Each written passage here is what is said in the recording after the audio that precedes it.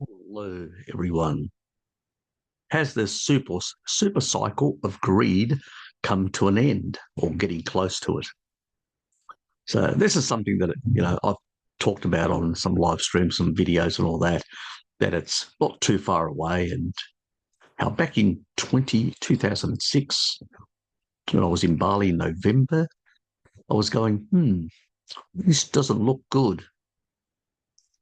The crisis is gonna, we're gonna be hit by crisis. Then I had the view that maybe we'll sort of get out of it. And then, the governments will start printing money, putting money in the system because they don't want, you know, to do the same thing they did in 1929 when they jacked up the interest rates. So I'm going, maybe they'll, put a bit of liquidity in, they'll sort of shore up the system, there'll be a bit of damage, and then we'll have another sort of, kicking the whole problem down the road until we have eventually we have the final cycle. Every 80 to 100 years, we usually get a super cycle, which causes a collapse. If you believe in classical economic theory, equilibrium and stuff like that, um, you're wasting your time. You're never going to understand how the real economy works if you believe that. The economy does not work based on that. Okay? Even recently, the head of the Bank of England, guess what he said? One really truth, whether it was a Freudian slip and he didn't think about it, the consequences, but it's the equivalent of claiming, that Darwin was right or Darwin was wrong. That's how significant it is. And what he said was that banks lending out money is what actually creates deposits. Okay? I've been talking about in the past about the euro dollar, how the banking system and all their ledgers, it's a ledger system. When we get an economic crisis, we get a crisis of confidence between them, and we get basically a credit crisis. That's really what a crisis is, a credit crisis. The uncertainty levels amongst them, and they pretty much don't lend much to each other. And what happens is when they don't do that, out of survival instincts, the problem with that is that, remember, credit is the blood of the system. Without that credit, the whole system tanks. Everybody's focused on government debt. Well, government debt can be inflationary, can cause problems, can, create issues in the economy, and also can reduce purchasing power over time. A government never goes bankrupt. Just think about that. It can print forever, but it will bankrupt everyone else in the society and potentially then risks being overthrown, or it needs to bring military rule in to control the population. It's people and banks that go bankrupt, So, um, I'm less concerned about government debt. Yeah, I know it's not, Austrian School of Economics, really? What a bunch of idiots. They wouldn't know economics if it hit them in the head. And it's the same thing with the Chicago boys. You fucking idiots. Anyway, let's get back to where I was before I got upset with those people. Get to GDP for America in 1946. I usually ask people this deliberately. I poke the bear. I said, what is debt to GDP for the United States in 1946? The world is destroyed. Everything's to shit. America's pumping out money to Marshall Plan to rebuild the rest of the world and gain market share for itself. What is the debt to GDP of the United States? It's 102% in 1946. Horror. Do you see a crisis? Zero crisis. What's the level of private debt after a Great Depression and the Second World War? Practically none. What happens? The greatest economic growth in the 20th century. Growth rates much higher than the latter part of the 20th century. In some cases, double that. When we have the oil crisis and stuff like that, and then, because that's created a bit of inflation, what do the boffins do? The Chicago boys and everyone else, they put forward all this neoliberal bullshit, supply side economics, Reagan revolution and Thatcherism, basically those two twits, which promote the supply side. Guess what happens all those decades after? Economic growth. What do you think economic growth was? It was much lower. You can go and look at the figures, but that's for another day. I'll do the video on that, showing the exact figures. So no, that didn't bring, it actually inflated asset prices. That definitely happened over time. And we had a number of booms and busts that we didn't have in the 50s and 60s and 70s. Did we? Yeah, just give me a sec. I need to pause. Somebody's knocking at the door. Sorry for being very, very late to be back. I'm already realised that the time has gone past and I had to change the circadian glasses. Anyway, now where the hell was I? I think I was in the 1950s. I think. I can't remember exactly. Now, 1950s. What was different? No private debt. Very little. That's where the growth comes from, the private sector, not from government. Government can print money as it likes. And obviously, government, when the government prints money and puts it into the economy, what it does is it actually energizes, it actually increases the credit in the economy because it puts it in the banking system and they can start producing a whole lot of new money into the system, what we call credit. Okay? They can fill the economy with that and start up a cycle, an economic cycle. And we know how economic cycles end with a recession of one sort or another. It's one cycle after another cycle after another cycle. They're all credit cycles, credit debt cycles, and eventually they bust it for some reason. And after that, obviously, you can, things go back a bit, 10, 20%, whatever, maybe 40 sometimes when it's a really bad downturn. And then eventually you get the really big stuff, the super cycle, at the end of 80 to 100 years, and then everything goes really pear-shaped. Anyway, so what do we notice in every one of these cycles? Every man and his poodle are out there thinking they're great investors. Even the poodles are out there telling you, invest, buy Bitcoin, buy this, buy that, on margin.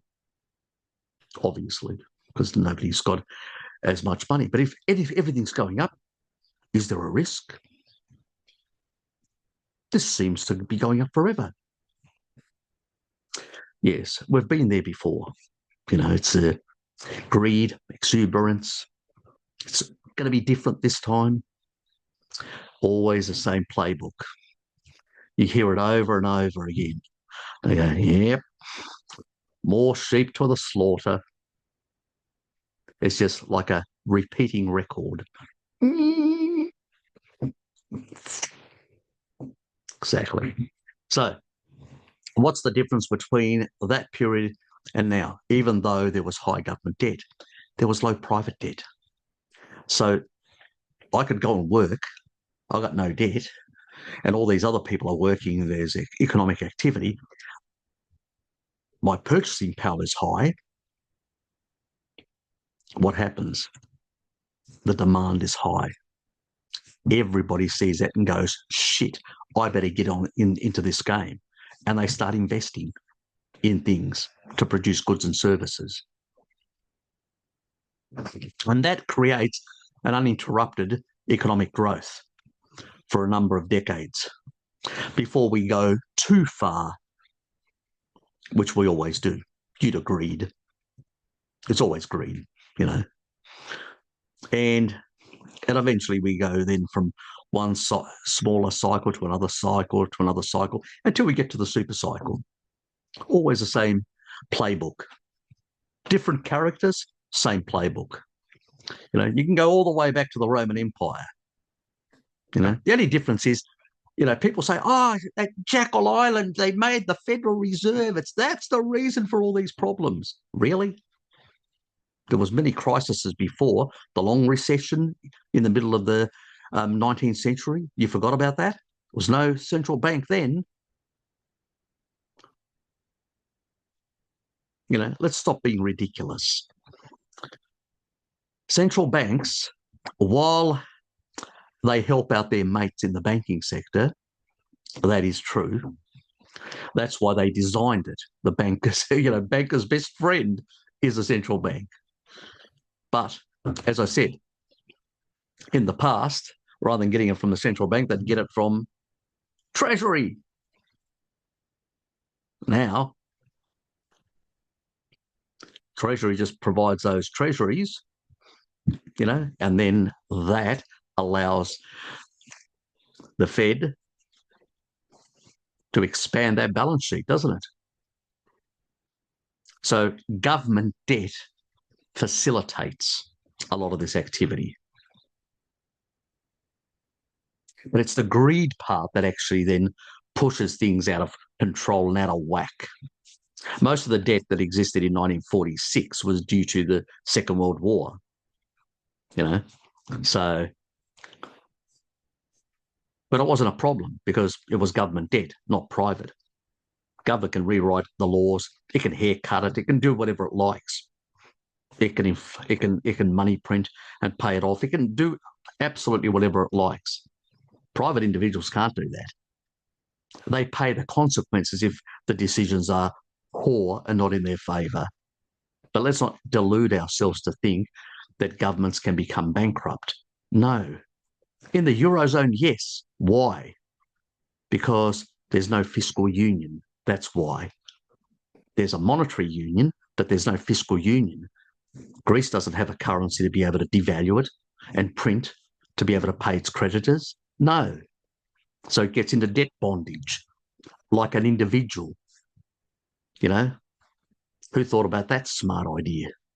It'd be the equivalent of what happened to Nevada.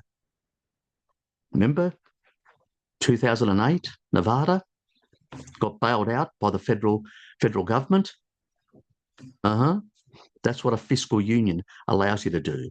If there was a fiscal union in Europe, which is the proper mechanism for a monetary union, then that would have happened. The thing froze. So, yeah, so that would have happened. Where was I? Fiscal union, EU. Anyway, let's move on. So,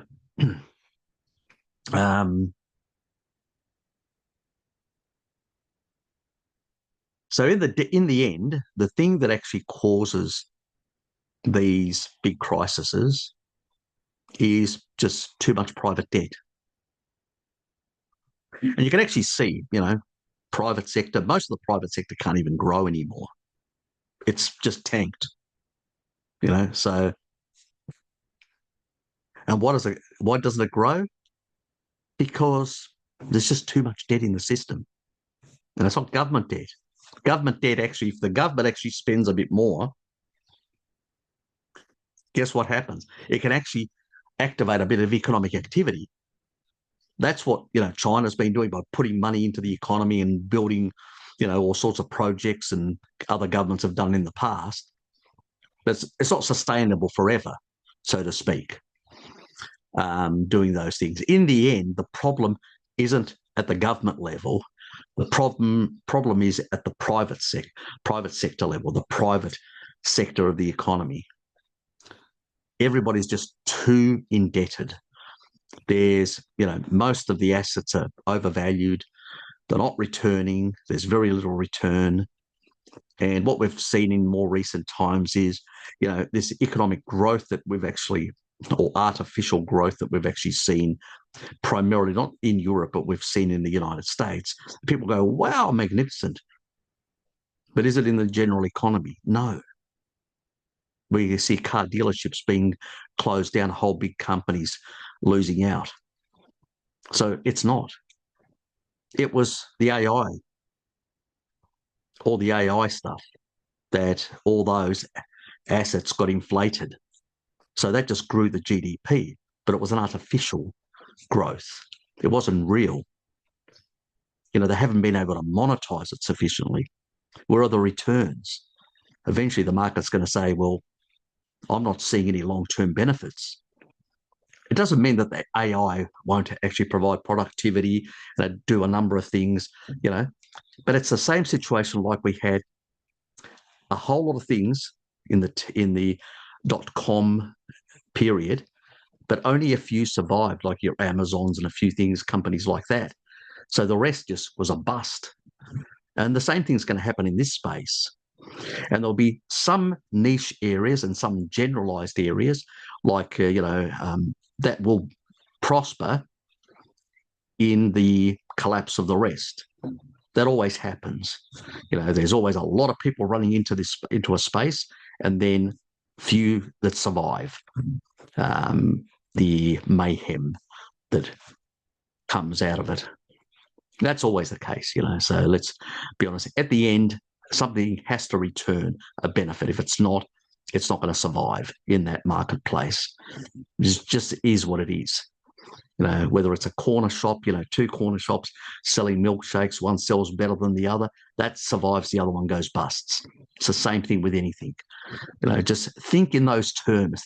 Use your mind in a logical way, because we get wound up so much in the for the hype and all that other nonsense that actually takes place.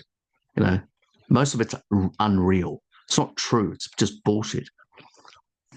So real growth comes out of the private part of the economy when it's low in debt, has low debts, and in particular the consumers. The average person, middle class, working class, and the ones that are slightly further down the scale. When they don't carry a whole lot of debt, you've got a shadow banking industry in America, which is just horrendous. The level of payday loan is just off the show.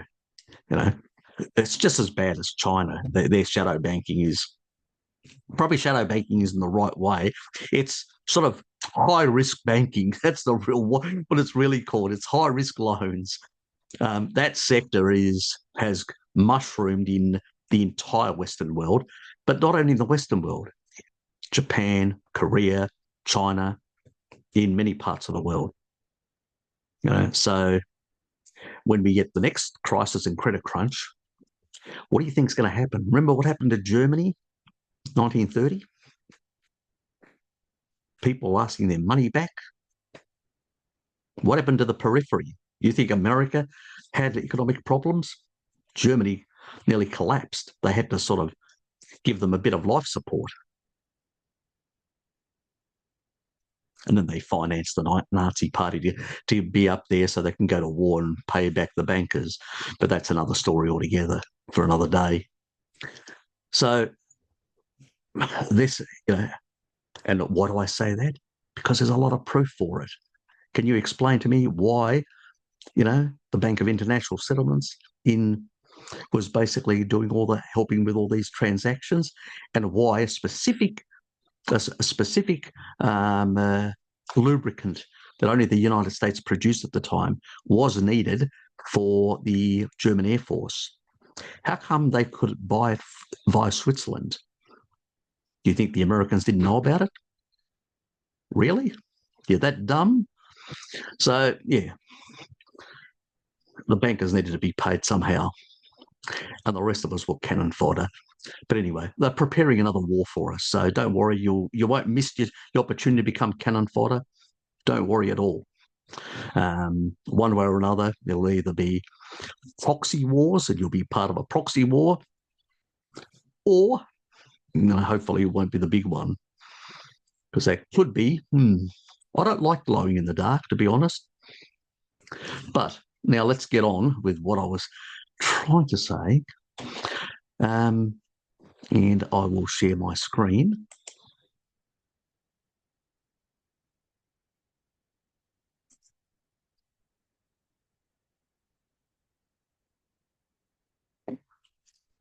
Okay.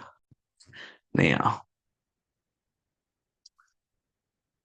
I've zoomed it out so it's big enough for all of you to sort of see in that regard. So this is a message that I sent to some of my friends in that regard. Either this year or next year. I can't see how my 2006 barley prediction of a 2025 super crash can be avoided. I believe I better move this out of the way because I can't read it.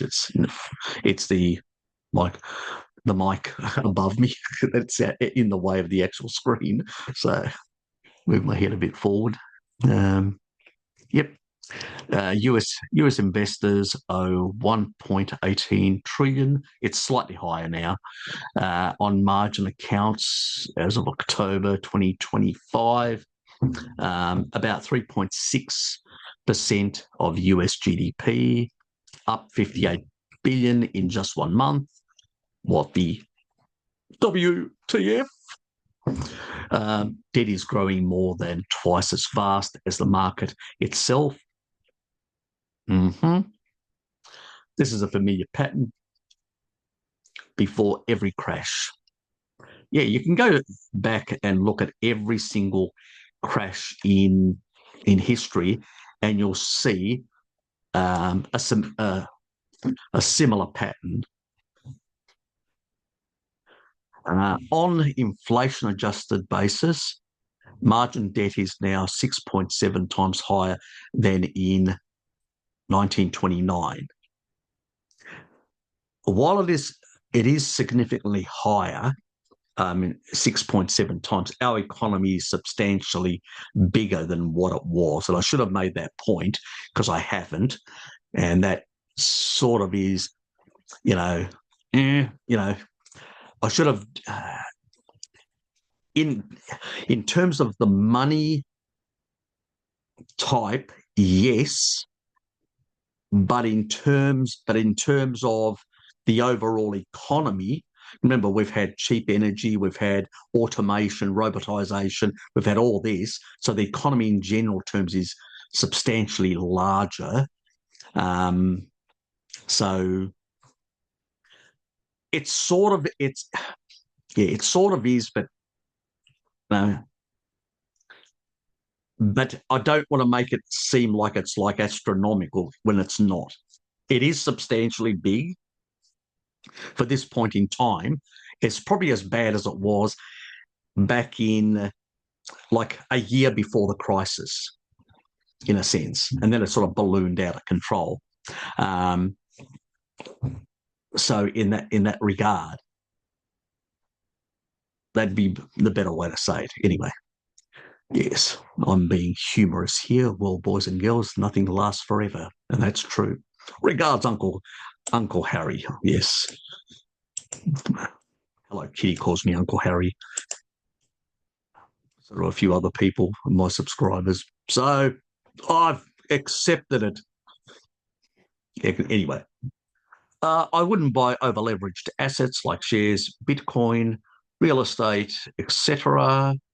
But I would buy silver because it's undervalued by historic levels. By historic levels? Yeah, sort of. Yeah. Anyway, does that sound right to you? The way I've actually. Anyway, English not my first language. Uh, this is a good historic explanation of the past super cycle of greed. Yes, it covers the 1929, and you can see very similar patterns. You know, every man and his poodle was jumping into the markets, and so you can see the same thing now. People have this, oh, the AI, all this sort of stuff, Bitcoin, AI, all this is going to make me really rich. Remember, when people get margin calls, what are they going to dump first?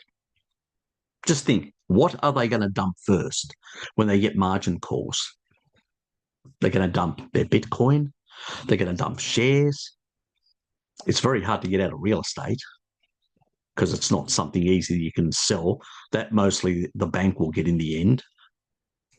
But usually it's Bitcoin, shares, those sort of things. Gold as well, if somebody's got gold. And, so you can expect gold to drop back a bit and then go up again. I think it's had a good run. It may after a crisis get up to 5,000, maybe 6, but it's not going to get like massively. The thing that's really undervalued, forget about coins, because everybody thinks about bloody coins. A lot of the coins are, because a lot of people have been going around and buying a lot of silver coins, old silver coins. A lot of them have appreciated quite a bit. But if you go to a mint, like the Perth Mint in Australia or stuff like that, you can actually get at a very reasonable price, close to just above the actual silver price, the global, the actual market silver price, just a bit above, and that covers production costs to create the coins. You just get these simple coins with koalas on them or kangaroos and stuff like that. And those, are going to appreciate quite a bit. It's what they call the poor man's gold, in a sense. It's easy to buy more of it. It's easy to transact with it in an economy that becomes very tight in terms of credit, vanishes, so to speak. And it also has industrial value. So it can be used as a raw material for industrial processes. So it has some intrinsic other values, even more than gold, because most industrial uses of gold have actually diminished. A lot of substitution minerals have replaced gold. In the past, circuit boards and computer motherboards and stuff like that, you could actually, the old ones, you could find gold in them. Nowadays, forget it. You're not going to find anything of that sort. So this is another video there. Another margin debts and levels. I actually found this, which is a really interesting thing. It talks about the crash as well and stuff like that. I haven't read the article, so if it disagrees with me, I'm not actually promoting the article. It's just that I was trying to find a margin debt graph, and hold on. Can't increase it anymore, can I? Maybe I'll have to do this. Okay, that will do. So margin debt to GDP. So remember I said 3.5. It's come down slightly. Now, why has it come down slightly in terms of GDP? Remember, we've seen a massive growth in GDP in America recently because of the tech, the AI bubble. That's what's actually happened. Remember, these tech billionaires, they're not selling their stock. There's very little of it on the market that can be sold. And so what is happening is supply and demand is just pushing up those prices. So what happens is, as the values of those AI, of those companies that are pushing AI options, their share prices being overinflated, which adds to the GDP. That has, as a consequence, dropped the margin debt, which, if you look at this back here, that's in 3.9, where it was back in the middle of 1927, so about 2 years earlier from the crisis, before it actually shot up to about 8.5. Some say between 6 and 8. Anyway, there's a lot of arguments, because records weren't as well kept back then. So there's a lot of arguments by historians, economic historians, about exactly what it was at the time of the crisis. Okay, we're not at the time of the crisis. This is pre-crisis. Now, this dip that happened here is more of a consequence of the AI pushing up the GDP of the United States and lowering the debt to GDP and lowering also the margin percentage to GDP, as you can understand. So that's why it's actually dipped down, and it's around about the 3.5 currently. But it's still trending upwards. In general terms, still trending upwards. And most of the rest of the economies are, a zombie economy. There's not really much growth. And there's you've got, God, what have you got? You've got a whole lot of commercial real estate that isn't making money. And there's high leverage on it. And at some point, there's going to be, it's not too far away when all this has to be rolled over some way. People will need to take out, new loans and stuff like that. So things are not looking good.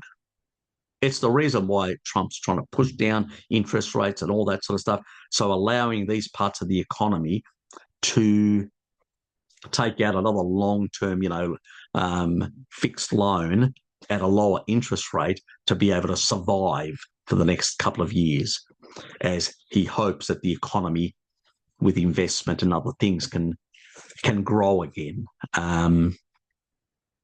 The problem is you've got the private sector growing, but it's not real growth. It's sort of asset growth. It's not really, the population itself are just up to their eyeballs in debt. So there's no real demand internally in the country for goods and services. And it's really cannibalizing, one business is cannibalizing the other. So it's really an artificial growth. It's not helping anyone long term. It's because they've got this wrong idea of economics. They think that the government sector is the problem, not the private sector. And if the government just got out of the way, the private sector would fix it. No. As I've said to you multiple times in the past, that is a load of bullshit. Okay? It's always been a load of bullshit. Eventually, at some point, this will blow out when we get a crisis, and that will go up. Whether it's going to go to these levels or higher or slightly lower, whatever, don't know. We'll see. Because there's also the shadow banking side. There's a lot of things. We don't know what the margins there are. So there's a lot of things that are not on public record. So it could be even worse. And it's just being masked because not everything's public. So just keep those things in mind, that, there's a lot of things that could potentially happen. Anyway, I'll leave that there and I'll unshare. So the take-home message is that things are starting to really get into that dangerous realm. So it's only when is hard to say. I mean, back then, that's a long time ago, and I sort of didn't, in 2010, I sort of said to myself, there's always a potential it could be longer after 2025. So that was after I saw all the QE and all that sort of stuff, and I'm going, these guys are hell bent on just pushing it down the road and just amplifying it and amplifying it and amplifying it, because I'd never seen anything like that. Every single other crisis, there'd be some reckoning that would happen, but this sort of unbridled sort of money printing, we hadn't seen for a very long time, since the 1930s. That's why I considered that we were like in a sort of depression. But the reason, as I've said before, why I believe that, because you've got all these zombie economies, nothing's really growing, people's incomes are just stagnant or dropping. And the only reason, remember I said the demographics of today compared to the 1930s are completely different. They're not like that, they're like that, which means there are less at the bottom, and the amount of working population much less. As a consequence, you're not getting the army of unemployed happening. I think we did have a big crisis in 2008. It was glossed over with a lot of Fed and government money to gloss it over, but it didn't fix the underlying problem. And the underlying problem is that the private part of the economy is too indebted. And when it's too indebted, you can artificially try and increase the credit in the system, but all that does is just create a bigger crisis down the road. And that always happens. And so you're actually just leveraging more and more, and at some point you got to pay the piper. There's no free lunch. At some point it all goes pear-shaped. Now, could you do a reset? Yes, you could. I've talked about how to get out of this problem. Capitalism, like every other system that has existed in humanity, has always undergone crisis. Go back to ancient Greece. There was a market-based system. Rome was the same. Market-based. It always went through these cycles of inflation and super cycle crashes and stuff like that. Throughout the whole of history, you'll find these sort of things. Anybody that tells you otherwise, just talking nonsense. They don't know economic history. They're just ignorant. Most people are, unfortunately. Because I usually just ask them a few cursory questions, and you can see already their eyes roll over and they go, what the hell did he say? Because they got no idea. So how do you get out? We need to get rid of all these other economic theories, the bullshit, from the Marxist ones all the way through to the neoliberal ones. They're all crap. They all, from their own end, pushing their own narratives, their own agendas, class-based agendas and whatever else. It's just nonsense, because what they can't accept is that all economic systems will fail because of the unpredictability that exists in all systems. You can't control human behaviour. I mean, they tried in Eastern Europe. All they did manage in the end is to really damage their economy, weaken their economy, and decline. And at some point, their population started rumbling, and they realised they had to try something different. Chinese had to do something similar. They adopted this, but eventually they now also have the underlying same issues that we have. People need to realise that, greed is real. Even Christ told us about it, that it was real. Pointed out that, it's harder for a rich man to be saved, for the simple reason that they are so worldly and it's the more you have, the more you want. And to some extent, a lot of the modern people have succumbed to the same propaganda and same ideology. They're unhappy. They want more, more, more, more. It's impossible. Okay, some people get lucky. That's true. Some people at the right place at the right time and get an opportunity. And you sometimes see some people and go, God, that dumb F, how did he make, got a tip, um, threw in everything and made a packet. And somebody in 1929 got a tip, threw everything in and got nothing, got burnt completely. So, there's plenty of great stories out there and myths and legends of great achievements, but to a large extent, it's happened because people are at the right time. Take a look at the 80s when the supply side theory is just what happened. A lot of people made shitloads of money, didn't they?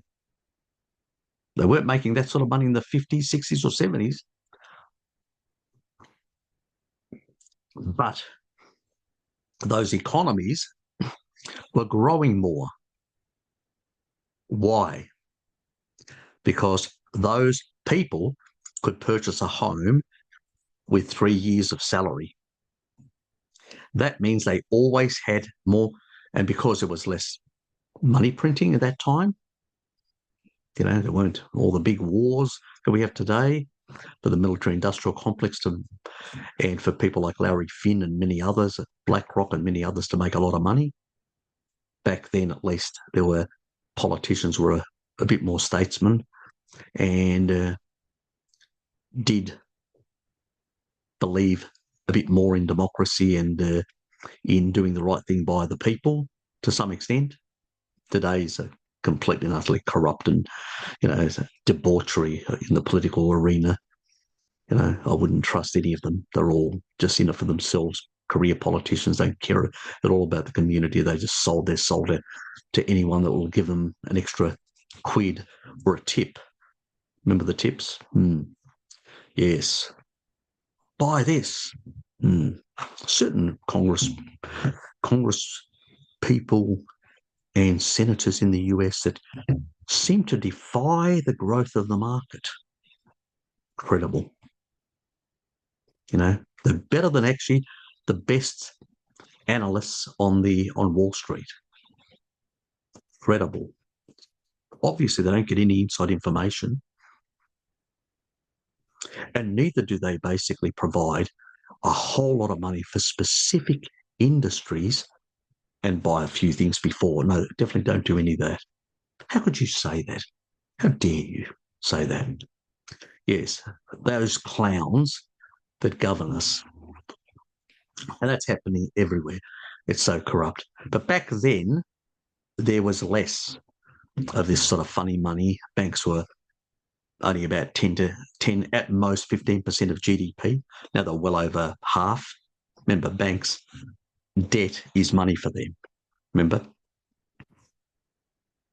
You're the liability. You're the asset to them. Got it? They own you, basically, is what I'm trying to say. So a lot of people now think, wow, I'm going to make shitloads of money on Bitcoin, shitloads of money on AI. Good luck. Short term, yes. If you're smart and get out now, you'll have quite a bit to buy when everything plunges. The other way that politicians could save the system or do a reset, except that this is what happens. We have these cycles, 80 to 100 years. You can go right back through history and see them and say, we're going to throw out all this bullshit because we know it's bullshit. And what we're going to do is have debt jubilees at the end of these super cycles. 90% reduction of all debts across the board, everyone, 90%. Guess what that does? It creates a lot of demand and a lot of growth. And also because when you reduce debt, what are you reducing? The fiat money supply. Guess what each dollar is worth? Far more, like in the 50s. Guess what you can buy with 3 years of salary, young man. A house. You can start a family. You can do things. You can have a future. So we need to wake up and realize that only way so we can avoid another global war, another Great Depression, which then will follow with a global war. We're already in a silent depression, but even worse, a sort of a bigger dip. It's our choice. Are we going to demand a different future, or are we going to sit there and just let them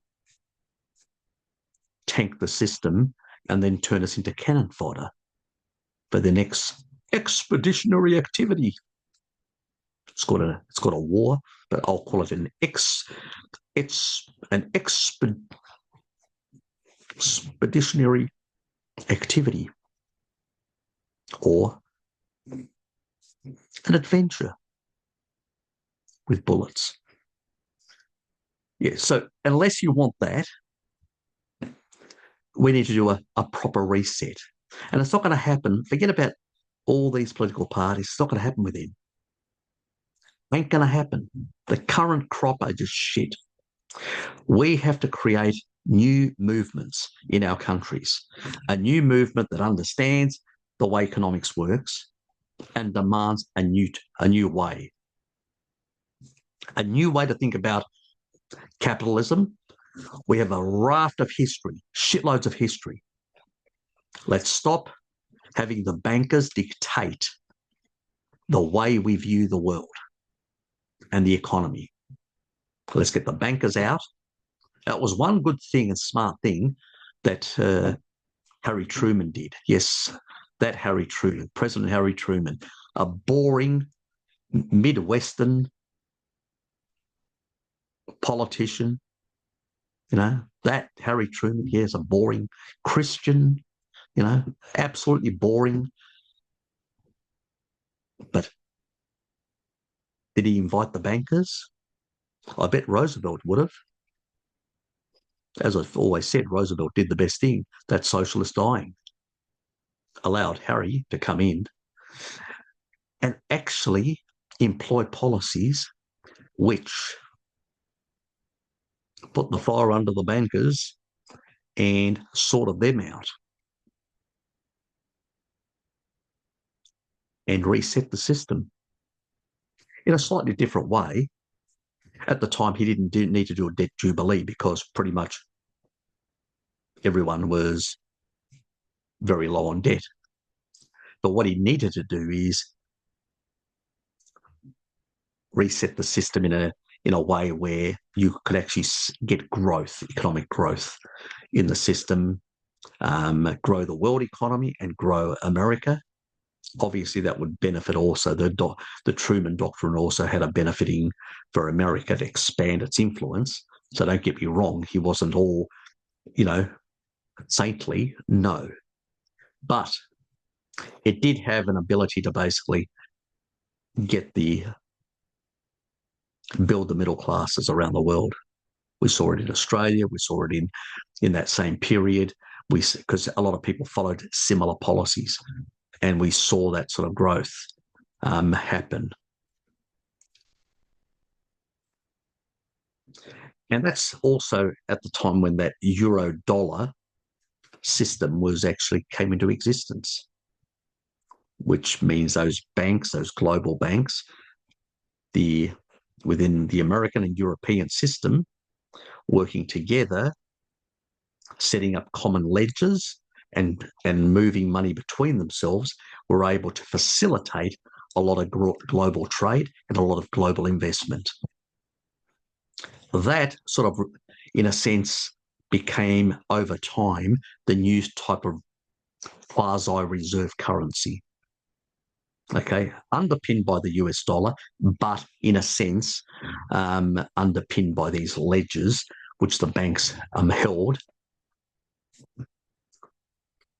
and pretty much their ability to generate that credit into the global system. Remember, what the head of the Bank of England, or I think not the head. What was his name? Anyway, I don't remember. If I do, I'll put it in the description if I remember. I'll have to look it up. So, getting back to what I was saying, he was right about saying that,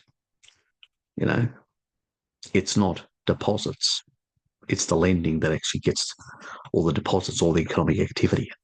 You grow the economy through credit, okay? It's not the other way around. Even back in the old days when people would go and say, I need to go out and find some wealth on a boat, I need to go down to, the Malacca, or go down to Sumatra and get some spices. Will you finance my expedition? And that's pretty much, without that, you're not going to get much economic activity, are you? So, as they say, money makes the world go round. But at some point, too much leverage in the system really destabilizes everything. And this is really what happens. And unfortunately, most politicians don't understand this. Actually, to be more truthful, 99% of economists don't understand this. I know it's funny, it's ridiculous, but they don't. So resetting the system with a debt jubilee means that, yes, the bankers will have only 10% of their wealth left, and everybody else will have 10% of their debts left, very little debt. So you'll still have some debt against the banks, and that's because you want to be able to allow humans to still transact with the banks and allow a new cycles to emerge in that regard. But at the same time, you'll shrink them, and you'll shrink the debt, and you'll shrink the money supply. All this happens at the same time. And so everybody gets a haircut, both in wealth and in debt, because these are ledgers. You have to understand this is a ledger system. Liabilities and assets. If you want to reduce one, you've got to reduce the other. And it's the same thing with debt and credit. You want to reduce one, you've got to reduce the other. So you can then grow a new cycle. It's the only way. And whenever we've resisted that, because bankers have given a few squid to a few Roman senators and said, just spend a bit of more money and just give them bread and circuses, But keep inflating the money and just giving us a bit and just give them entertainment, They'll keep them happy for a while. And that's how the system has worked for a while. Most people, the mass media, has been their little escape zone. I call it the dystopian propaganda stations.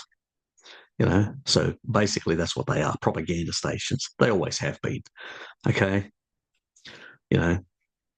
Radio gave Goebbels a great propaganda system. The TV and Hollywood gave you Western hegemony. So when you get rid of all that sort of nonsense, you actually can start seeing with your own eyes. You can start seeing more than one opinion. And the reality is the world is far more complicated. And, it's at a fundamental level, it's both populations that are tied to their own elites fighting other elites and other populations.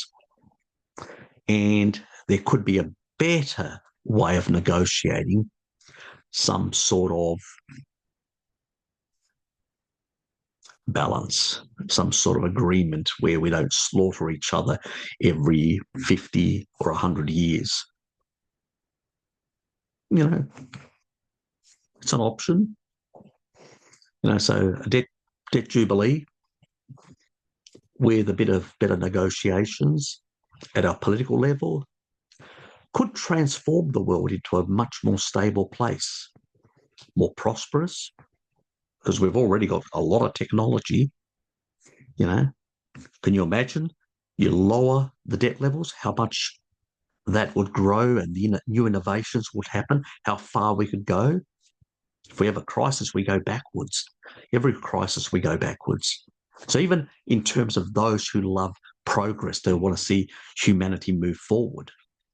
Well, you're not going to get off this planet. You're not going to do more things if you're basically slaughtering each other. That's destroying wealth, not building wealth, not building other potential. Okay? The bankers like destroying things because then they can invest and build new stuff and make a shitload of money. That's the whole thing, and use you as cannon fodder. But for you, I would rather see the current industries build on what they've achieved and go much further, and others to come away as innovators. You know, push the bankers out of the way for a bit, so other sectors can grow within the economy and have potential. Because whenever the bankers sort of get too big, more than particularly like countries like America and Britain, it's like over 50% of GDP. It's half the economy. Half the economy is just driven by a sector of the economy that needs more debt to keep going, to make profits. So it needs to basically, even if it could indebt little children, it would. Okay? That's how bad these people are. You know, they're just super greedy. Where people who are building things and services and all that, you know, they do it because they really love doing that sort of stuff, finding solutions to things. Bankers are not interested in finding solutions. They're just interested in indebting you and making more money from you, you know, as much as they can maximize. While they do have a place, you could get rid of them and have the state play that role, and then the state resetting its own banks. You know, you could eliminate that whole usury system and just have the banks providing that, being under the state, controlling that and just providing liquidity, and then doing a reset each time after 80 to 100 years. And that would actually work just as well in that regard. The question is, it's not eliminating bankers. Each society can determine whether they want to eliminate bankers and create a state banking system. As long as it's run on market-based principles, I'm fine. If it's not, I'm not fine. So let me be quite clear. I don't like governments trying to determine pricing and stuff or anything like that, or credit or whatever. It needs to be run like the commercial banks, but just owned by the government, since they actually provide a lot of the money. Remember, government money, treasuries, you know, they generate all that sort of the money side of things, the credit. So, you know, but as long as they run it in that way and they don't interfere in it, is what I'm trying to say. Because politicians, I don't trust them as far as I can throw them.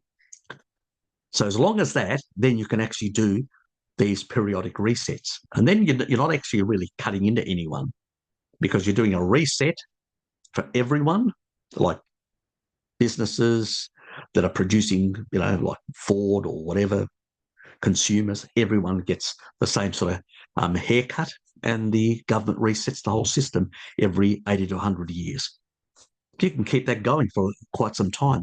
And that accepts that vulnerability of the system. It accepts that, no, this system isn't perfect. No system is perfect. It basically, because of that inherent, you know, these cycles that actually just generate more and more debt over time and amplify the debt levels, it can only go so far. And then we need to pull it all the way back. But we don't have any other system to really grow the economy and provide prosperity and provide good living standards to people. That's the problem. We don't. So this is the best system we've come up with that seems to work slightly better, but it's not perfect. No system is that we've ever invented. But we need to change a few parts of it without throwing the baby out with the bathwater. We need to change those components that allow us to do a reset every 80 to 100 years when we get really out of kilter. And if we can do something like that, then we can set up a system that actually has long-term viability. And it reduces the amount of carnage that it creates for humans. So you could say it makes it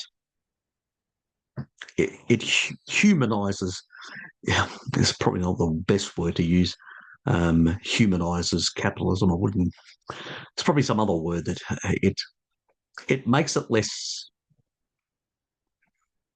It sort of reduces the level of potential pain that it can cause for a lot of members of the society when things get out of kilter, in a sense.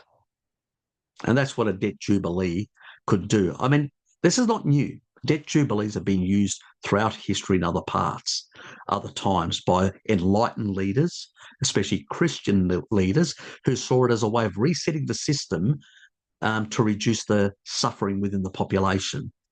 And so it has been used in the past. It's just not fashionable in economic theories, especially in academia, the woke academia in particular. For the reason is, these people are not fashionable because they're either supporting one side of politics and they don't like that because they, both like control for their own reasons, but, one side is the irresponsible private sector or the irresponsible public sector, sort of the socialists. They don't understand that there is a better way, a third way, where you manage the economy in such a way where you get the best out of the system, but accept the excesses of the system are inevitable as a product of these cycles of debt, these credit cycles, and that at some point you need to do a reset in order to stabilise the system and prevent it from going into severe or extreme crisis, which has deleterious effects on the citizenry of the society. That's the sort of thinking that needs to come in to the way we think about these things. And you're not going to find any textbook, guys. It's a completely different way of thinking. Will society ever get to that understanding? Unlikely. We have to ourselves start setting up organisations to think in these terms. At some point, I do want to write some sort of I don't want to call it a manifesto. That sounds too Marxist. I want to write a sort of a how to deal with crises, how to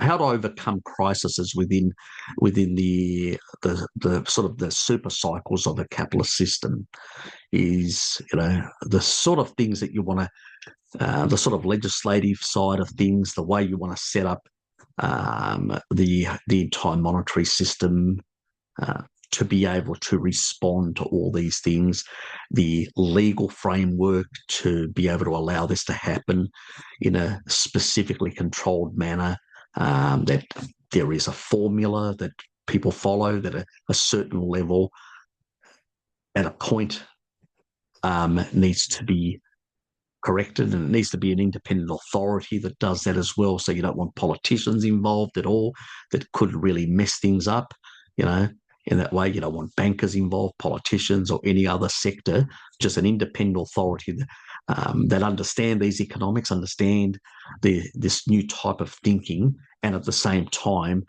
are willing to, not push the button too early, allow the system, and when it does get to that really crescendo of a crisis, do the reset at that point. Don't start doing QE, don't do any of that sort of stuff.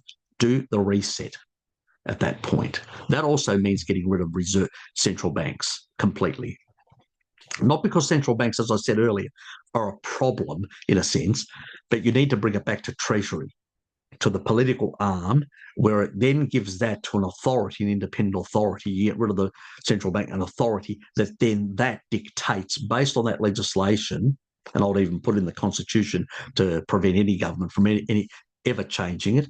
That authority then will act based on specific formulas that when they see these things manifest to this crescendo, the economy falls and really things have really unraveled in a big way, at that point, it does the debt jubilee and resets the whole system and prevents a collapse in the society, like a deep deflation like we had in the 30s. That's what you want to happen. And it shouldn't be done earlier. It should be done when they've realised that, really the whole thing is unravelled to such a level that, people are beyond the level. They're basically bankrupt. The whole population is bankrupt. Like in 29, everybody had such big margin calls. Everybody was bankrupt. They couldn't pay off anything, in that regard. And that's another reason why people were jumping out of skyscrapers and jumping off bridges for that reason. I just would have gone bush and said, I don't care. I'll go bush. I wouldn't kill myself. How stupid is that? But anyway, that's me. Plus, I'm an Orthodox Christian, so another reason why I wouldn't do that. But that we need to create a new type of economic system that is regulated in a slightly different way. Not the way it's regulated today. Today, we've got far too much interference from the socialists, like the Democrats, in the economy. Too many regulations. There are sensible regulations, and then there are too many regulations. We need to get rid of most of that. Probably about 90% needs to go. Some environmental ones, and you can actually just simplify the environmental stuff so it's not complicated. You just say, look, if you exceed this level of anything, doesn't matter what it is, into the environment that affects that environment that you're operating nearby to this extent, you basically are going to be liable. Simple. It's a simple thing. It puts the onus on them to make sure that they don't. And then you got EPA monitoring. You don't stop the business from running. You monitor and tell them, look, you need to fix that in that regard.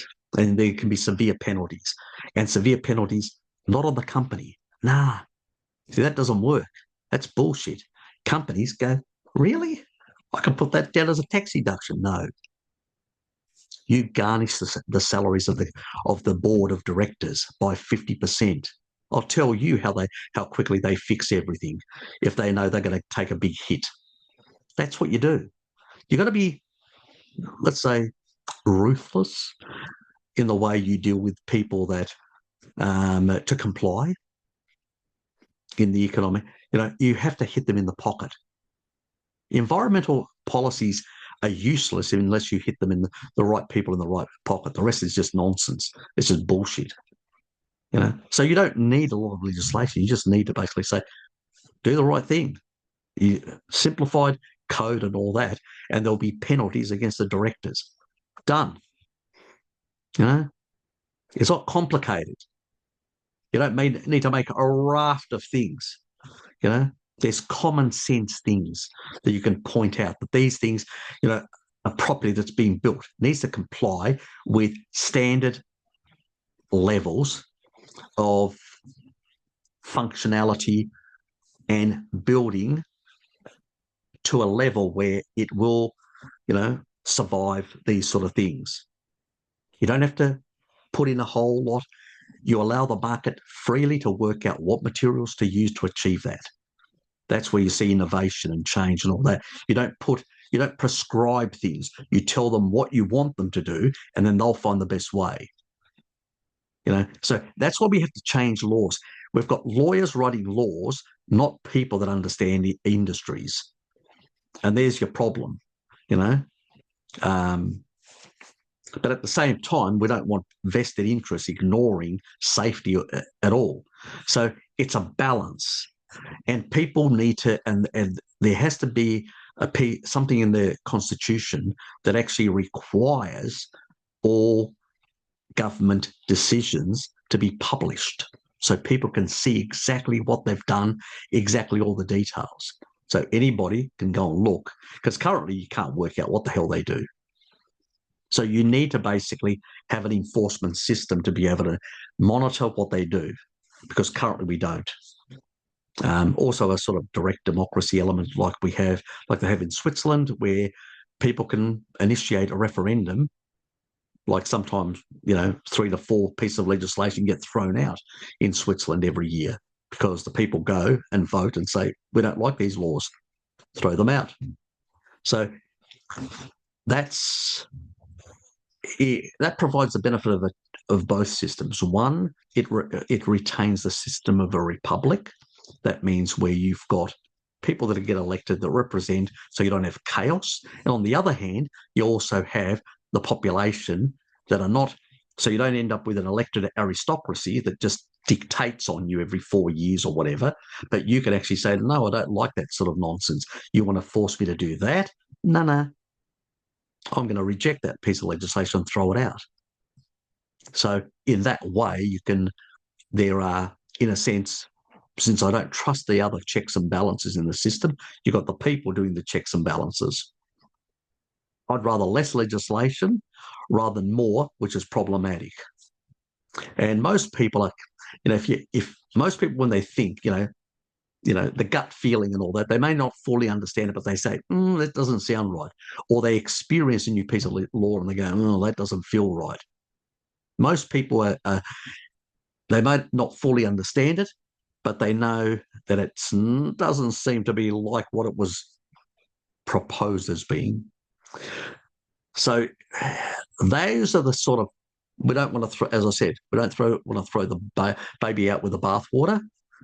We're not into revolutions and rebellions. They end up in, a lot of bloodletting. So we don't want that. But what we want is to create a movement in our societies, which is a moderate centrist movement that brings people from the centre left and centre right together to basically say, well, we need to reset the system. We need to change our society and make it better and make it work for us, not against us. And if we do that, we'll actually be able to create multi-generational prosperity and less severe crises. And the one thing that we always have to do, we have to stop the bankers getting too much of a foothold in the economy. And that's why that sort of a new type of economic thinking is important, because it keeps the banking sector smaller,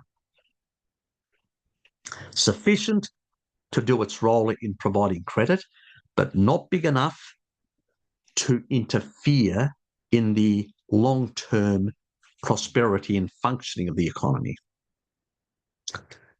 Because they'll use any crisis, even a small crisis, to always say, oh, that system doesn't work, you have to change it. As I've said to you, this system is full of crises, cyclical crises, one credit crisis after another. You can't escape that. That is throughout the whole of history. What we're trying to do is prevent the big disaster at the end. That's what we're trying to do. We accept that these cycles are going to happen. We shouldn't fall for that propaganda. The 1970s, people fell for that propaganda. And obviously that crisis was precipitated by too much spending with the Vietnam War and the way the US dollar was pegged to 35 to an ounce of gold. And on top of that, the way, and gold was being, the French in particular were coming and getting their gold and taking gold as well. So they actually, I think on a couple of occasions, they've sent a warship to pick up their gold. Those Frenchmen. Anyway, naughty Frenchmen. So they precipitated that thing. But at the same time, what else happened? We had the big oil crisis. Okay? So obviously, America ended up in stagflation. But that was not because the previous economic policies were bad. At all. Because the growth was much better than the cure which came with Reaganomics and Thatcherism. Their supply side bullshit actually, one, it created this massive, out of control, multiple bubbles, prevented us from developing the other parts of the sector. Notice how the financial sector grew, the education sector as well, like the academic, all these sort of sectors grew, and manufacturing and all these other areas started declining. Innovation in those, less activity in space and all these sort of the cutting edge areas. Why? Obviously, why is because these other parasitic parts of the economy started growing rapidly. More money was going to real estate, all these new bubbles with all this massive amount of credit being pushed in and pricing people out. Now, it didn't take 3 years of a salary to basically buy a home. It took 6 years or 10 years or more, like now. And now pretty much no young person can buy, or practically no one young person, unless their dad or mum gives them a bit of dosh. So that's where we've ended up, with all this extra credit through these cycles, these massive amounts.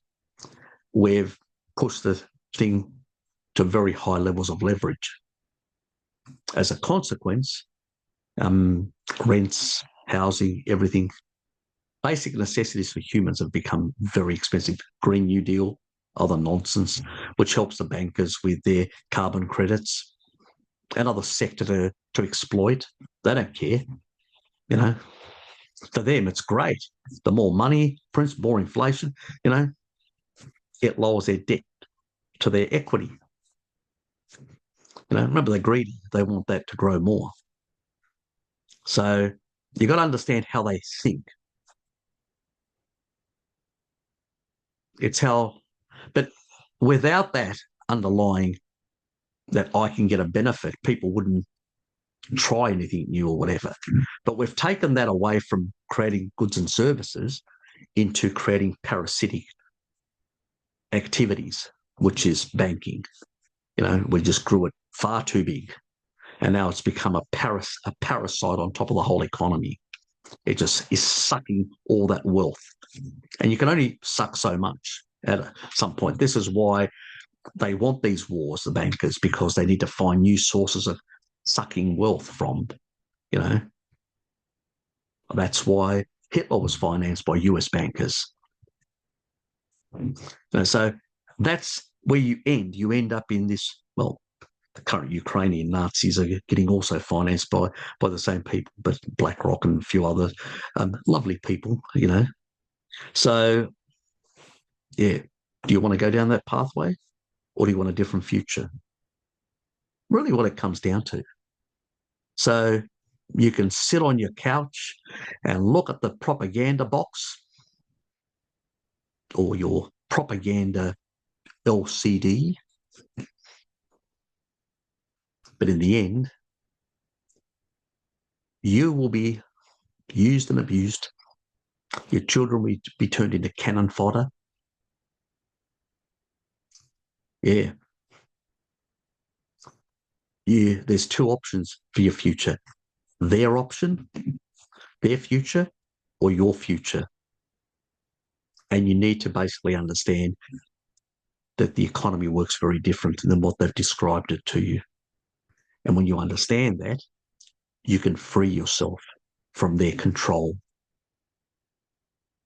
And you can sort of explain it to other people as well, so they understand. So they no longer believe in the sort of make believe. Oh, humans can create perfect systems. No, perfect truth and perfection is only our divine Lord, no one else. No human has the perfection of God. Nothing that we create is perfect. It always decays into crap, entropy, unescapable. Greed ends up in a disaster every single time throughout history. History is littered by so many examples. Oh, this time it's going to be different. I hear that every time. It's going to be different. This one, oh, it's going to go through the stratospheric. Bitcoin is going to be worth $1 million. Maybe one day, not now. Maybe in a distant future, who knows? But, when these guys get their margin calls, guess what they'll be dumping? Everything. So don't fall.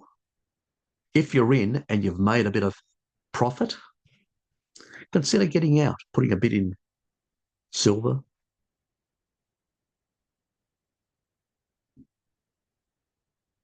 Maybe buying a few bonds if you need some income.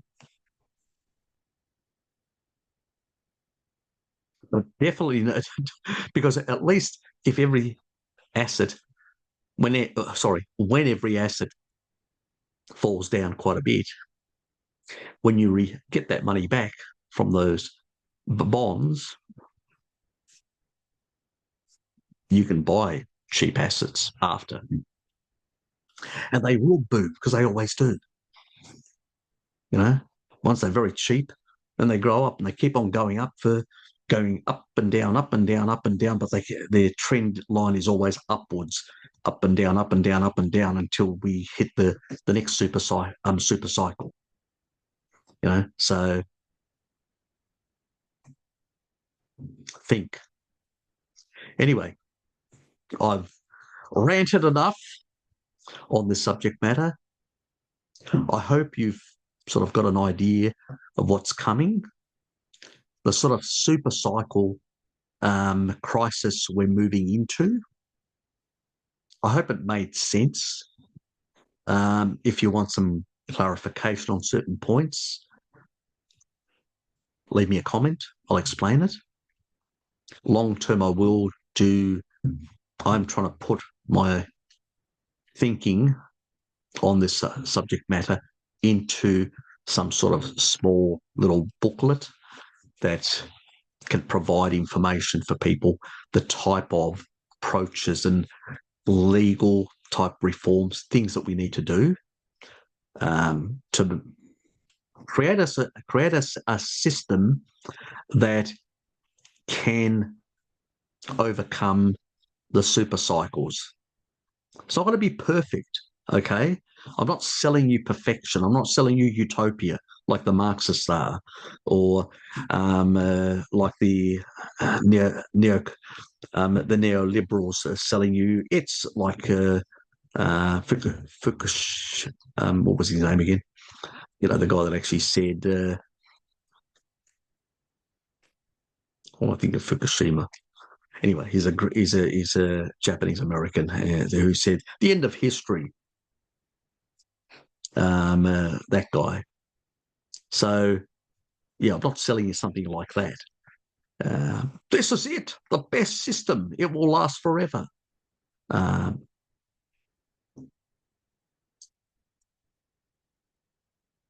It's not perfect. Will it last forever? Who knows? I don't think it will last forever.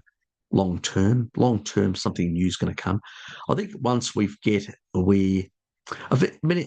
put it this way. Why I don't believe it will last forever. If you get to a society where eventually we're able to create replication technology, like you see in Star Trek, where it can recreate, like, take any matter and stick it in like dirt, and you can create a meal, you can create anything you like, whatever you like in that regard.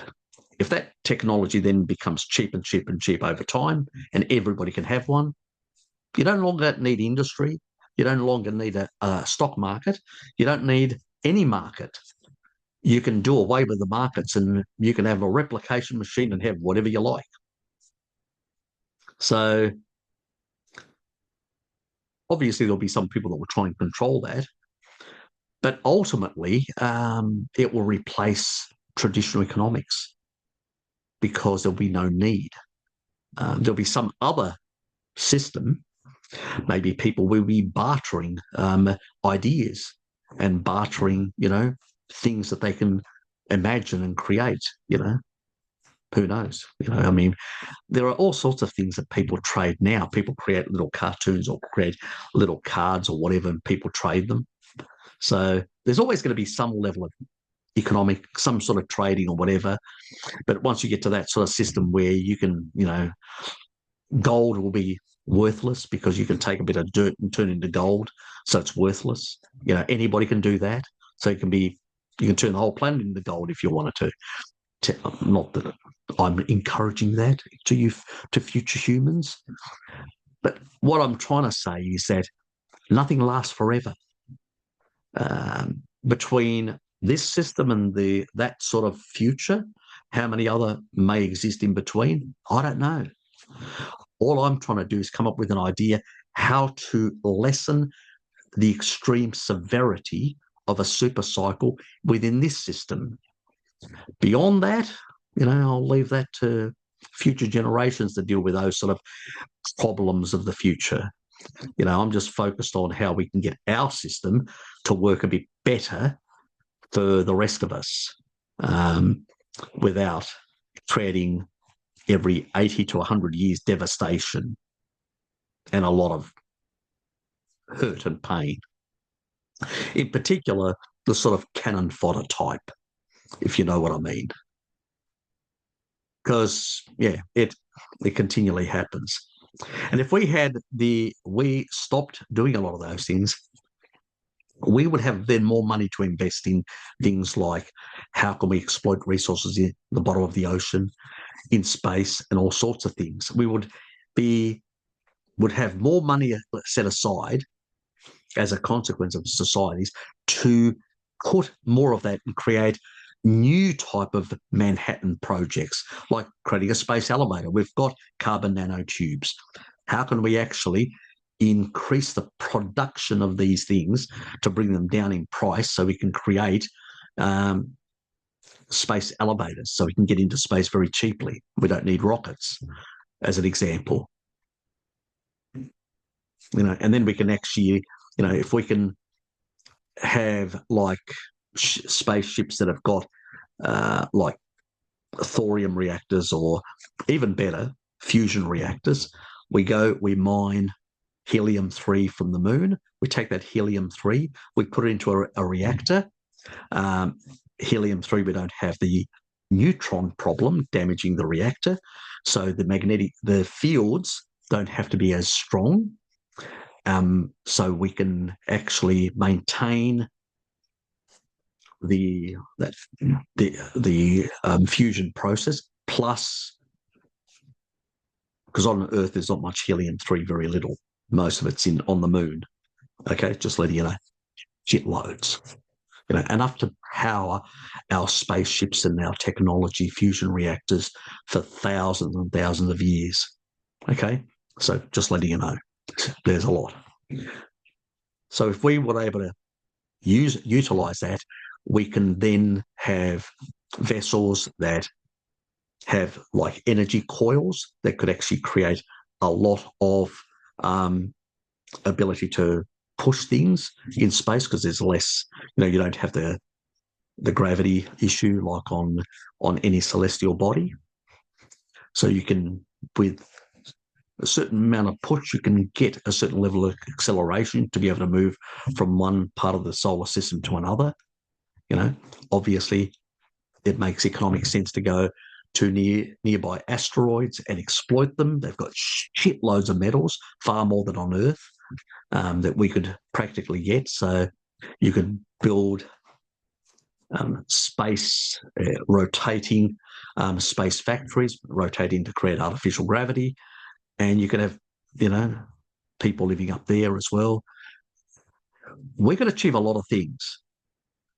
The problem is, and sort of overcome with that extra energy, we could go to that next level of both productivity and growth and prosperity as well.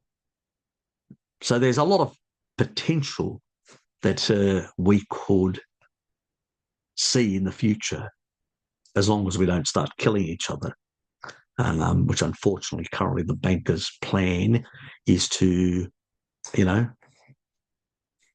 lock and load. So, a question here is, do you want the bankers' solution for the future, or a solution similar to the one that I've explained? I'll leave that to you guys. I know what I would like to see as going forward, a debt jubilee to reset things and get this whole world growing again. And that would require an international agreement by a lot of countries, because all the governments of the world would have to agree, because they're interconnected, their banking system, their whole, and they would have to accept that sort of change. Obviously, individual countries could do it if they want to, but there's a potential of a risk of being attacked, obviously, by the countries which are controlled by bankers. So there's always that risk. So it's what we need to do is try to, if we can get most of the West, particularly the US, which is the critical one, to change direction, and maybe some key economies in Europe, maybe there is the potential for some hope. Hard to say. One can only hope and promote these ideas, and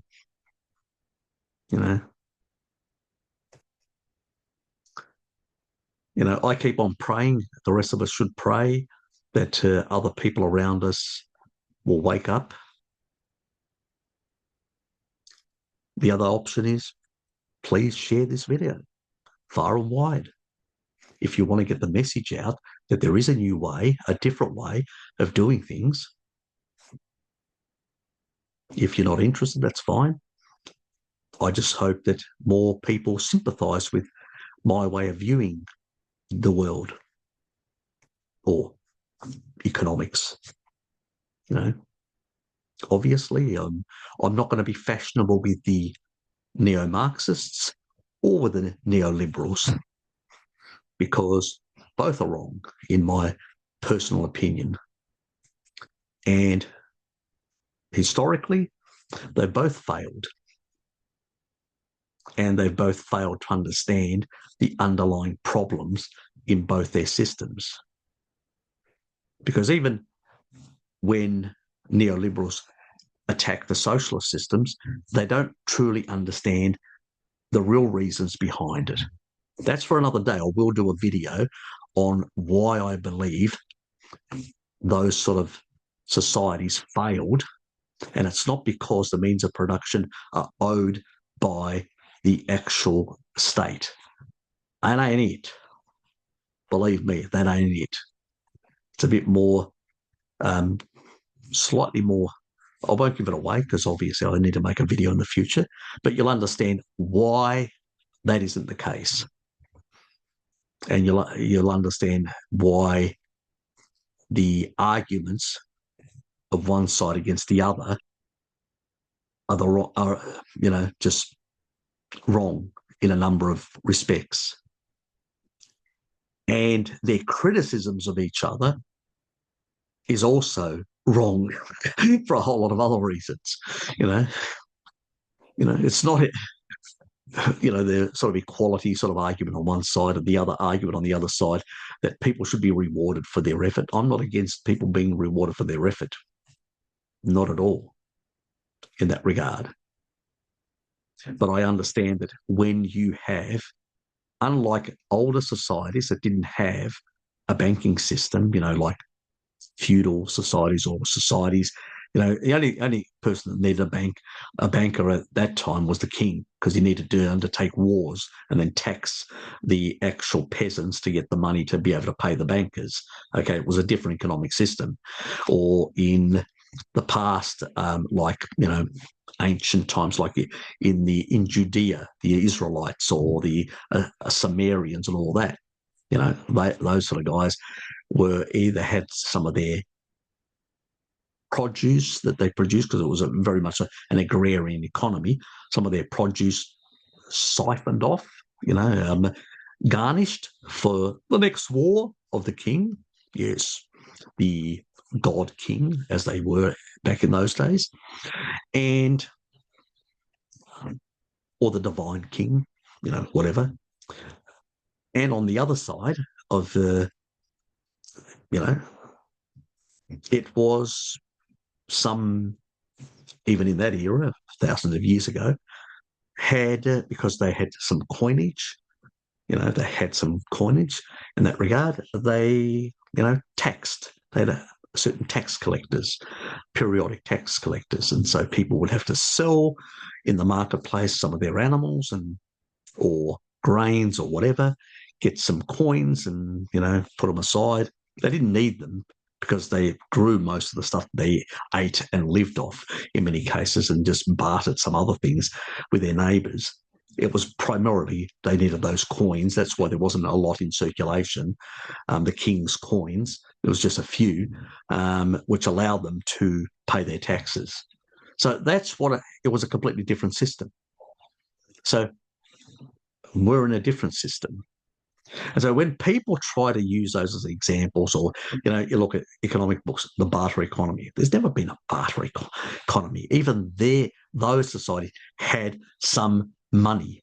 The moment you create money, barter ceases or gets marginalized over time.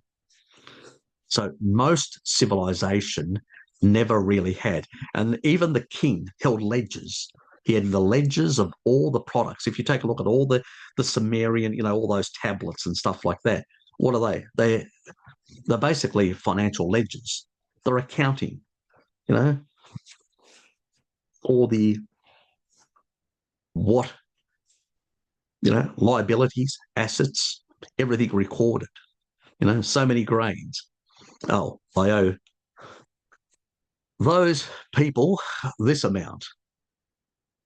So all that sort of stuff is in. The ledger system isn't a modern invention. It's just the way we do it is a bit more sophisticated than back then, which was more simple. But it's a continuum from then.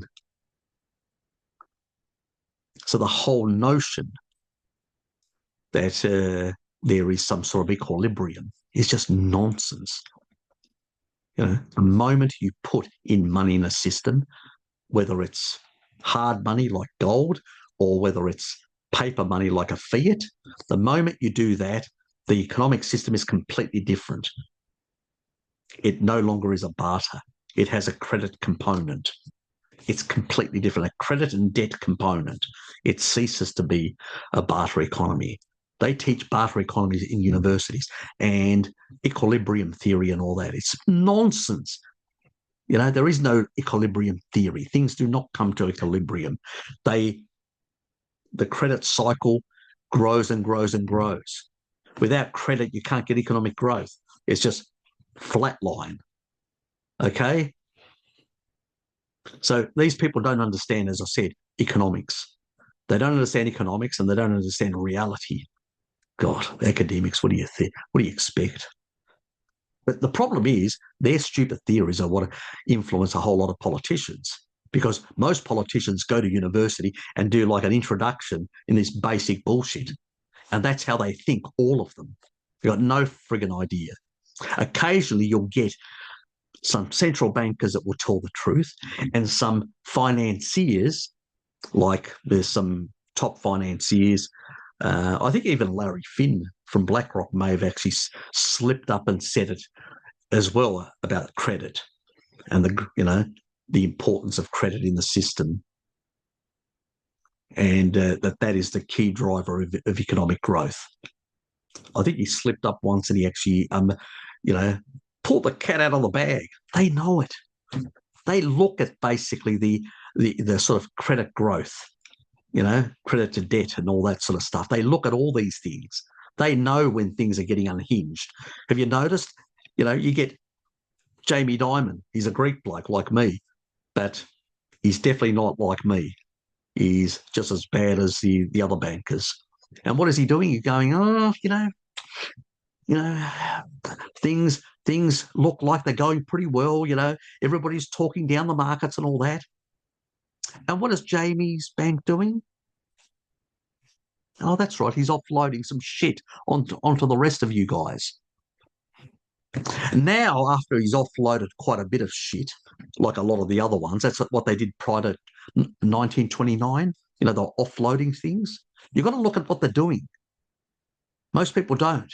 They're so caught up. Oh, my shares went up. Oh, this went up.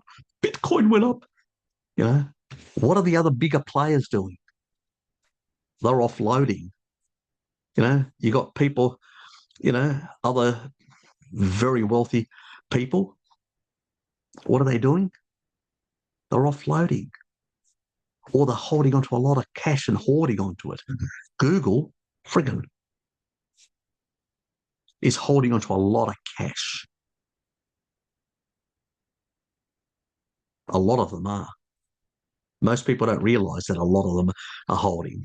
Warren Buffett, he's holding onto more and more cash he's getting out. These people are stupid. They've been around. They've seen these cycles come and go. They always come in and buy at depressed prices and they sell at the top of them, getting close to the top of the market. They're not stupid, but they will use the media and everything else to keep you entertained, because that's what it is, entertained, and, I can make more. I can make more. Have you noticed at the end of every single cycle, every man and his poodle are out there trying to sell you, the next big thing, the next big how to become really super rich, just before it all goes to shit. But then you hear people like Jamie Dimon, who recently has come out and said, things don't look so well. He's got a way out because he can say, well, initially I thought things were pretty good, but then, I realised things are not looking so good. He knew before, but he wasn't going to tell you. Why should he? He was offloading. He needed suckers to buy up all his crap. So that's how they operate. The big end of town, the old money, that's why they come back when it all goes bust and they come in and buy everything up cheap.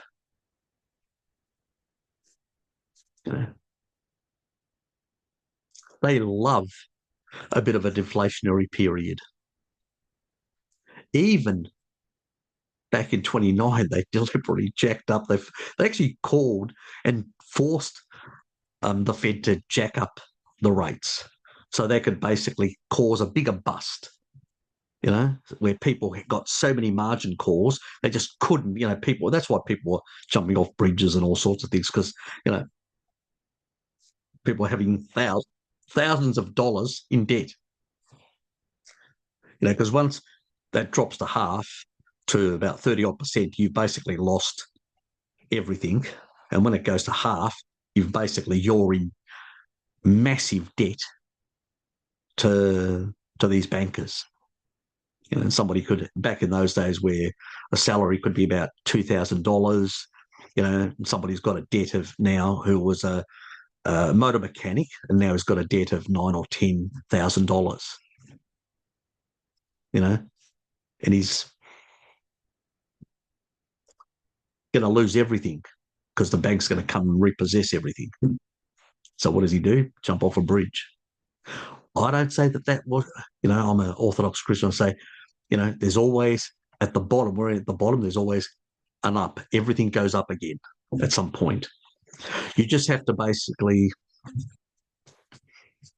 get up, clean yourself up, and move on and start afresh.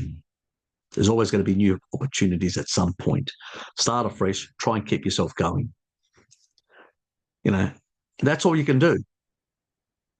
Or you can get out early and not suffer the consequences. So that's up to you guys, what you do.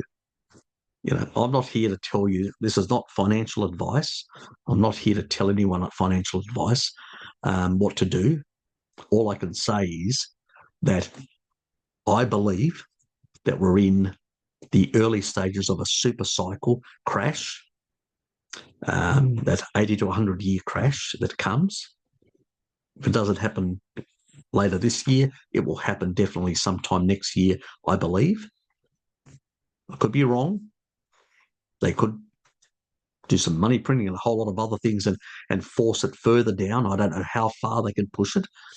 Are they prepared to go to hyperinflation as well, like the Weimar Republic did? I don't know. No idea how far they're prepared to go. You never know. We're not living in normal economic times, so you never know. But how it's going to play out, and this is why I'm saying that even if they do go to the sort of hyperinflation type, something like silver can protect wealth under those sort of circumstances. And if things really fall down and it gets a big bust and things, are cleared out in a big way, and we do go into a sort of a deflationary spiral, not a hyperinflation sort of cycle. But even with hyperinflation, you can actually fall back out of the hyperinflation into a deflationary collapse. And it's what happened in Germany. So everybody gets busted and the whole economy ceases to exist and, really falls and collapses and into a deep depression. And at that point, it's when the Americans came in and gave liquidity to German industry and all that to prop it up. And at the same time made sure that Adolf got a bit of dosh for his party, and in 3 years, it went from nothing to, yes, substantial. Well, somebody had to do the cannon fodder job to recoup some of that wealth and push it through Switzerland and back through the BIS, the Bank of International Settlement, and back to our friends in Wall Street and London. I mean, what's wrong with you? Those poor people that are suffering in London and New York. God, it's nothing worse than being a banker, who can't get their money back. Yes, they love people owing them. Yes, because that's the only way they can extract wealth. But anyway, guys, that's pretty much it. But what I wanted to say, and sort of give you a bit of an insight of what real economics is really about and what fake bullshit is really about. This is just sort of general rant. Some in a future videos, I will go into a bit more detail. That'll be on the other channel, which is the Harry Sopanos Opinions. Okay, that's where I do the more hardcore stuff, and I'll be doing going in more in depth. This is one for the general channel, just as a warning to my subscribers, the majority of my subscribers, that what is coming, and so they're aware that they need to take some steps. You have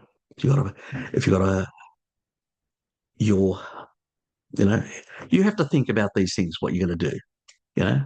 I mean, if you're highly indebted in, let's say, in real estate, offload certain things or scale down your living quarters in order to basically eliminate most of your debt. The whole thing is you want to shrink your liabilities, and so you can save your existing assets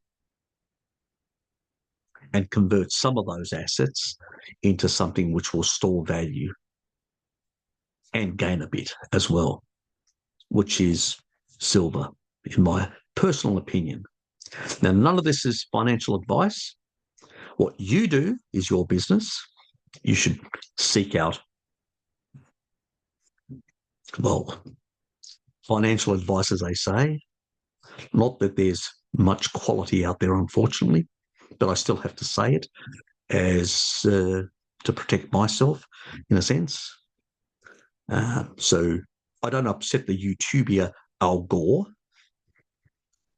but yeah, pretty much that was to cover this subject matter. I hope it was of interest to some people, a bit insightful, have a slightly better understanding of how the world works, really works. And hopefully in the future, you'll, the ones that haven't subscribed, will also go over and subscribe to the Harris Sopranos Opinions channel and get the opportunity in future to get additional content, video content of covering these areas in a bit more detail, so you can have a better understanding of what I disagree with and what I'm proposing. Anyway, I hope you enjoyed it. See yous.